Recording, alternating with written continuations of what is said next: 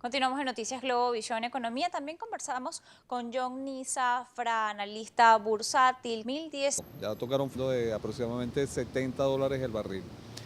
Lo que sí ha pasado en estos 6 meses es que la liquidez monetaria ha estado creciendo en una proporción bastante alta y eso está presionando tanto al tipo de cambio, al precio del bolívar dólar, y los precios en general, o sea, la tasa de inflación, que la hemos visto pues que se ha experimentado ya en cifras bastante alarmantes.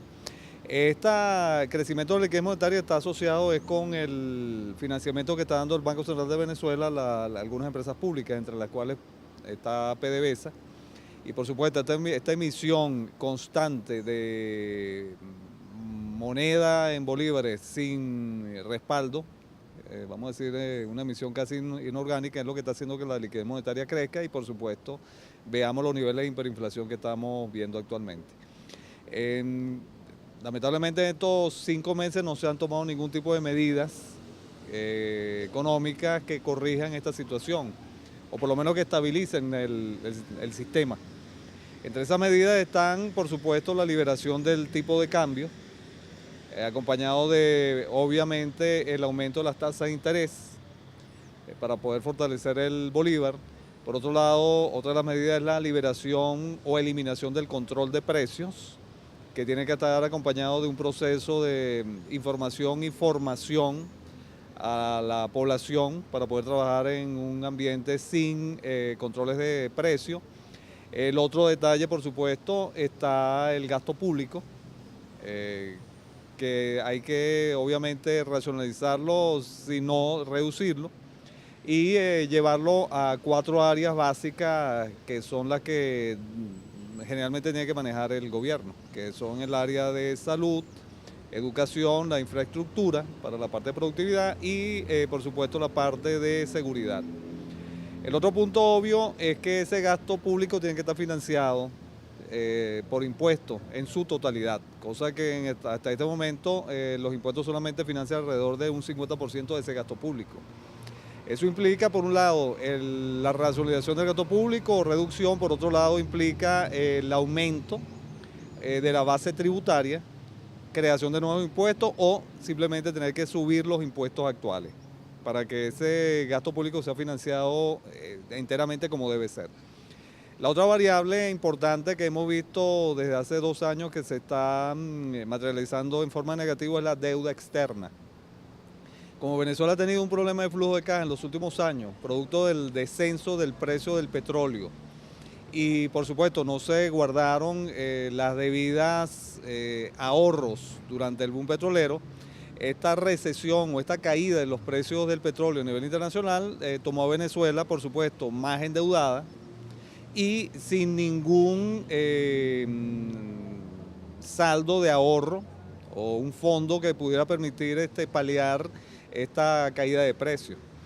Esa situación ha hecho de que en esta situación o en esta caída de precio petrolero el país está en incapacidad de poder pagar al día lo que es la deuda externa y mucho menos el saldo completo de la deuda. Eso implica entonces de que hay que entrar en un proceso de renegociación, lo que conlleva que el país también tiene que entrar en un plan de ajuste macroeconómico, que es una condición ineludible que están poniendo los acreedores internacionales. Entre esas medidas ya mencioné varias, pero también implica el hecho de poder pagar la deuda, implica también un proceso de privatización de empresas públicas. Y si la palabra no le gusta a la gente, bueno, vamos a llamarlo de desestatizar lo que se estatizó, para con eso poder pagar también parte de esta deuda externa.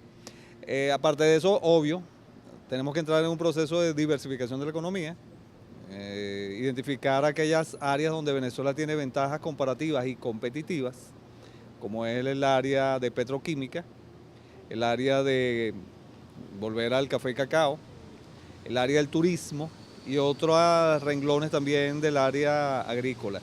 Eso implica entonces que se entre en un proceso de reconversión productiva. Esto quiere decir que con las nóminas que se van a reducir por los procesos de privatización, esa gente que sale de estos procesos entren a estos nuevos procesos de producción y vamos a decir que entonces cumple dos objetivos. Por un lado, reduce la parte del Estado por la vía de las empresas públicas que no están dando utilidades y por otro lado entonces empiezas a impulsar sectores que no se habían impulsado y que tenemos enormes ventajas comparativas y competitivas. Y por supuesto, dentro de este esquema de estos planes de ajuste, tú tienes que incluir el aumento de los precios de los servicios públicos, tienes que aumentar el precio de la gasolina y por supuesto tienes que reactivar el Fondo de Estabilización Macroeconómica para que esté vigente cuando comience el nuevo boom petrolero.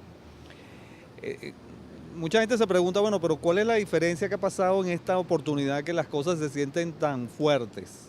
El detalle es el siguiente, mira, Venezuela como país monoexportador de materia prima está sujeto a los vaivenes de la materia prima que está exportando. En este momento el 96% de la exportación venezolana es petróleo. Pero si observamos la historia, este modelo económico nuestro, productor o monoproductor de materia prima no ha cambiado. Cada vez que ha habido caída de los precios internacionales de materia prima, este país ha entrado en recesión. Lo que sucede es cómo manejar esta recesión y cómo se está manejando ahorita. En la recesión de 1929, en aquella oportunidad se canceló, se renegoció, se canceló la totalidad de la deuda externa. La otra oportunidad de otra recesión fue la que vimos a partir del año 59. Ahí se aplicó un plan de ajuste macroeconómico. Lo llamaron en aquella época el paquete de Rómulo, que era Rómulo Betancourt el presidente, que también la llamaron ley del hambre. O sea que aquí en Venezuela una cantidad de sobrenombres a todas estas medidas económicas. Estas medidas económicas de aquella época permitieron que esa recesión se pudiera suavizar. Así llegamos al final de Noticias Globovisión Economía por la tarde de hoy. Recuerde como siempre nuestras redes sociales, @economía_gb o @martinez_gb. En Instagram, marianamartinez.r. Tengan todos una feliz tarde.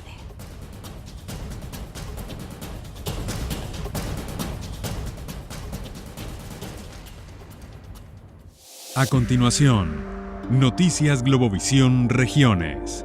Programa informativo con elementos